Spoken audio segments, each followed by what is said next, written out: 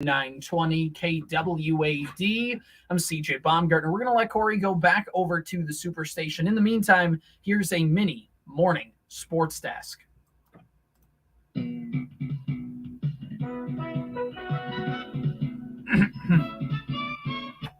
This is the morning sports desk for Thursday, August 31st. It is a busy slate across central Minnesota sports, and boy, do we love to see it. So in cross country, as Corey mentioned, you got Parker's Prairie, Wadena, Deer Creek, New York Mills all running at New York Mills today. That's going on. A whole host of football games. New York Mills is playing Osakis, Pillager, Verndale, Long Prairie, Gray Eagle, Upsala, Swanville, Pine River, Bacchus, Underwood, Parker's Prairie, and more across our listening area begin their seasons today in football as the regular season opens up.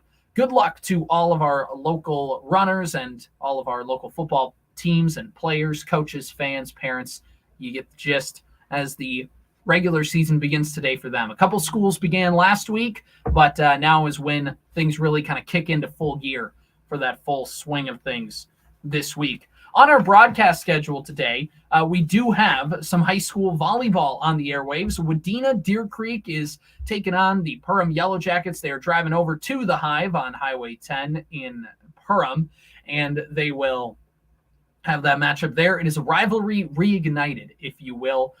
Teams played each other last season to open up this season. Perham got the win, I believe 3-1 in that match. But a rivalry renewed in the sense of Wadena Deer Creek moving back into Section 8AA means that not only are these two teams playing each other in the regular season, but also they could run into each other in the postseason as well. And two teams that, good track record of volleyball, and we'll see that continue tonight. So it'll be interesting to see. Wadena Deer Creek opened their season with a 3-0 loss to the second-ranked team in 2A, Pequot Lakes Patriots. So how do they rebound from that game? Kind of what do they take and all that? And for Perham getting their first kind of match that we get to call of their season underway, that'll be fun as well. So it should be a good atmosphere. It should be a good game over at the Hive in Perham. It's got a 7:15 pregame and a 7:30 first to serve. You can hear it on the Superstation K106. That's 105.9 FM.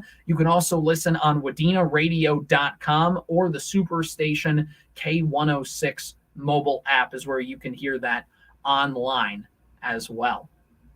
So let's talk a little bit about some state sports that are going on as well.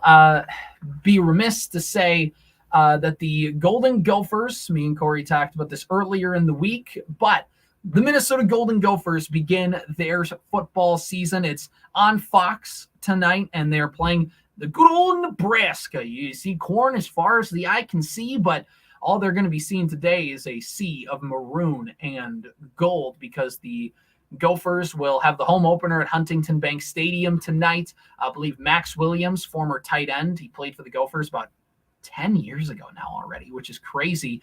He's going to be the honorary captain. I believe he'll be at the game.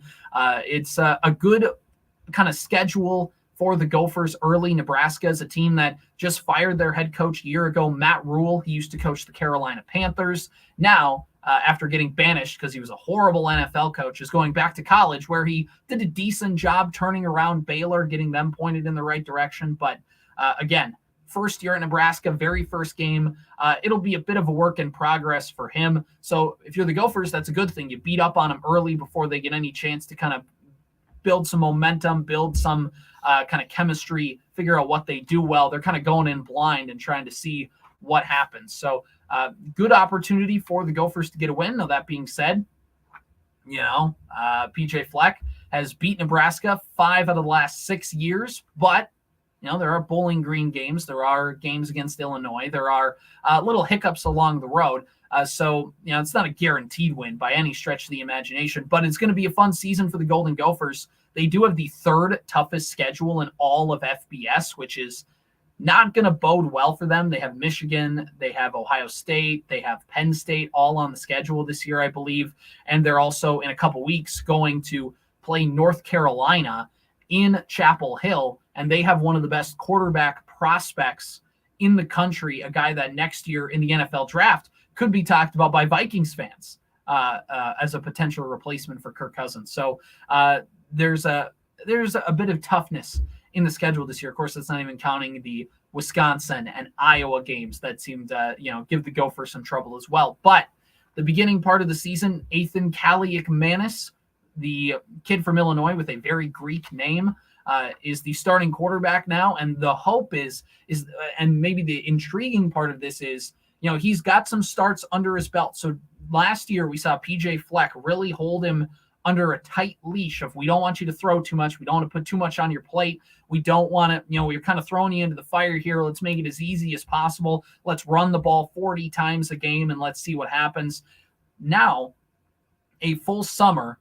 Now, Kaliakmanis is another year older, and he had a full summer to sit there with the playbook and sit there with the team as you're the guy, and let's tailor plays to you. Let's figure out what you do well. Let's do whatever. The Gophers got Chris Ottman-Bell, the wide receiver, back on a medical red shirt. They also got a couple wide receivers in the transfer portal, which will be intriguing. Brevin Spann-Ford is the Gophers tight end. He's one of the best tight end prospects in the country and is projected to be top 3 in tight ends taken in the NFL draft this coming spring. So the Gophers have some options. Does PJ Fleck air it out? Not a ton, but does he air it out a little bit more? Or does he still stick to that ground and pound game that he had when he had Muhammad Ibrahim and a couple other running backs at the University of Minnesota? Because again, PJ Fleck likes to run a little bit more of a spread system, a little bit more West Coasty kind of vibe.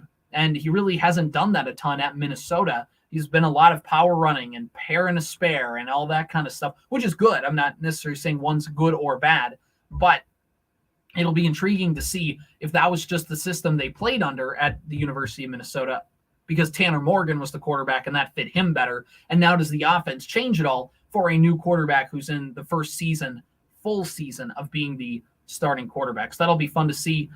So that kickoff tonight for the Gophers is a 7:00 kickoff as well. And I should note that my Bemidji State Beavers begin their regular season tonight. They take on Northern State at the great Chet Anderson Stadium just off the beautiful shores of Lake Bemidji. It's going to be a fun one. Bemidji State coming in at their highest ranked position ever, ranked 10, 11, depending on what poll you read, somewhere as high as 7 in the country. So Bemidji State picked to finish top of the conference in the NSIC over powerhouses like UMD or the University of Minnesota Mankato. There's it's a good vibe off the shores of Lake Bemidji. Brandon Alt, an unprecedented 7th season at the helm of the Bemidji State offense. It'll be a lot of fun. Anyway, that's enough about me talking about that. Mainly, I'm just trying to avoid talking about the Minnesota Twins, because after a game on Tuesday night where it's like, yucky loss, move on, win the getaway game, and you win 2 out of 3. You still gain a game on Cleveland in the standings. No, the Twins actually only have a 5-game lead in the division now. I say only, but again, there's less than 30 games to go. Things are a little bit closer in the division, and it was an ugly loss. Twins were up 2-1 heading into the 9th inning. Yohan Duran blew the save. His control was just everywhere. He was erratic, a walk, and then that ended up coming around to score on a wild pitch. It just overall was not a good situation for the Twins last night. Caleb Thielbar also gave up a run in relief, and it ruined a masterclass start by Sonny Gray, potentially his best start of the season. He pitched 7 innings, had 7 strikeouts, only gave up 3 hits, I should say, and the Twins wasted it, and it really kind of stinks. Now, you could blame the bullpen for blowing it, which there's blame to go around for that. You could also blame it on the Twins offense for only scoring 2 runs and just not getting the job done again offensively. I'm not going to dwell too much on this one loss, but it's just one of those, it's like in basketball when you put up a shot and you absolutely brick it, and you just kind of clap your hands, go, and then like you're going back down the court, you're just moving on, but I was like, dang it, I really want to have that one back, because give it to me again and I would have made it. Or that's right there and I missed it, and why did I miss it? And so anyway, Twins started, they're off today. They start a 3-game series with the Texas Rangers down in Arlington 4-3. And then they play, surprise, Cleveland this coming Monday, Tuesday, Wednesday in a 3-game series in Cleveland. And here's the thing, for everybody concerned about the Twins losing the division lead to Cleveland, Twins still have a 5-game advantage. Even if Cleveland sweeps the Twins next week, Twins still have a 2-game lead in the Central. And other than that, the Twins, if they go 500, if they go 15-15 in their final 30, Cleveland would have to go like 19-9 in their final games just to be close and have a shot. So the Twins still have this division wrapped up. It's just not going to be as pretty as maybe they'd like it to be. But who knows? Maybe with what we talked about yesterday in the morning sports desk with the Twins trying to get those waiver claims on guys, a couple extra losses kind of helped them out in that.